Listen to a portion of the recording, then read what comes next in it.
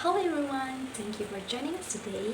My name is Prismawinda and my student number is 163. My name is Nabila Zayyan with student number 008. I'm Shafa Putri with last three digits to number 166. In this short presentation, we'll be talking about a really interesting topic, how taboo words and swearing are translated, based theory of Timothy J. Swearing and taboo language might seem just like a bad word, but they actually play an important role in communication. Timothy J., psychologist and language researcher, according to his translation theory, has studied that how we can understand the swearing works in real life more better than across languages. Exactly.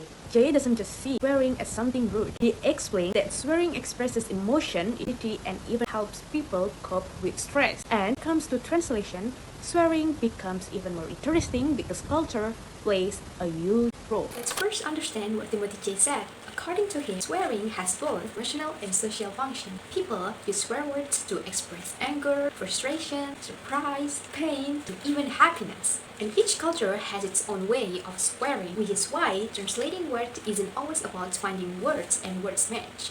Jay also classified taboo and swear words into different types, and today we'll explain about three common categories and give example of how they are translated from English to Indonesian. Start with the first one. First category is about religious-based translation. This includes words that take religious names and ideas, then manage to use in strong and offensive way. For example, in English they say, Oh my god! and in Indonesian they say, in both Indonesian and English, this expression can be used seriously or casually. Depends on the context, because some people may find it disrespectful, especially when someone is using it in a joking way. Another example, in English they say, Jesus Christ, where are you? in Indonesian they say, Ya ampun. while Jesus Christ is a religious name, Indonesian often replace it with milder exclamation. This is because translating into exactly words may be inappropriate and disrespectful. One more example. In English, they say, Oh, for God's sake! in Indonesian, they say, this phrase is often used in English to express frustration or urgency. Let's move to the second category, sexual or body-related swear. These are some of the strongest swear words in most cultures and are often considered highly inappropriate. Example 1 of English in fact, Indonesia is sialan or anjing. English, this word is very aggressive and emotional. In Indonesian, we don't have a direct equivalent, but people use sialan or anjing to express strong anger or annoyance. However, these words are still considered rude and offensive. Second example, in English, we have son of a bitch. In Indonesian, we have brengsek or bangsat. These are harsh insults in English. Brengsek or bangsat are raw Indonesian words that have similar levels of rudeness, used to insult or express extreme frustration. Next example, in English, asshole. In Indonesian, tolol or kampret. Asshole is used to insult someone who is rude or annoying. In Indonesian, we often say tolol or kampret is a bit softer, while tolol sounds harsher. Now I'll explain the third category, slurs or personal insult. These words are used to insult a person's intelligence, character, or background. It is about the people characteristic or personality. They are often the most harmful depending on the situation applied. The first example is the word in English idiot, translated to Indonesian as bodoh atau idiot.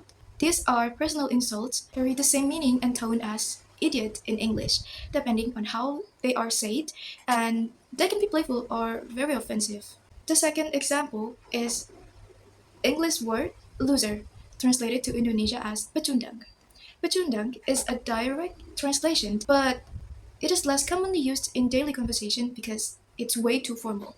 People might use tone or contact to deliver the same meaning, that also always depending on the context and situation. Third example is English word crybaby, and translated in Indonesia as cengeng. Crybaby is a mocking insult used for someone who is overly sensitive or easily upset. Cengeng itself is a direct Indonesian translation with the same tone and emotional weight.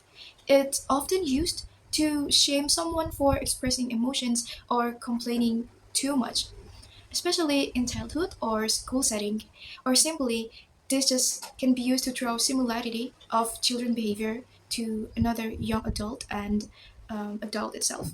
So, how do we translate these words correctly? The key is understanding the emotion behind the word. Sometimes, translators need to soften the word to fit cultural norms. or even replace it with a completely different expression that carries the same emotion. Also, we need to consider about the setting. A word that's okay in a movie does not always mean okay in a school book. So that's why translation often balance about actually delivering the meaning and respecting the culture.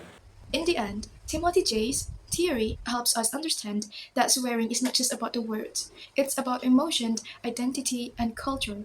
And translation of these words requires sensitivity, creativity, and deep understanding of both languages. So I guess that's all from us that we can give to you all, guys. We hope this helped you to see swearing and taboo words in a very new light perspective. Thank you so much for listening, and see you next time.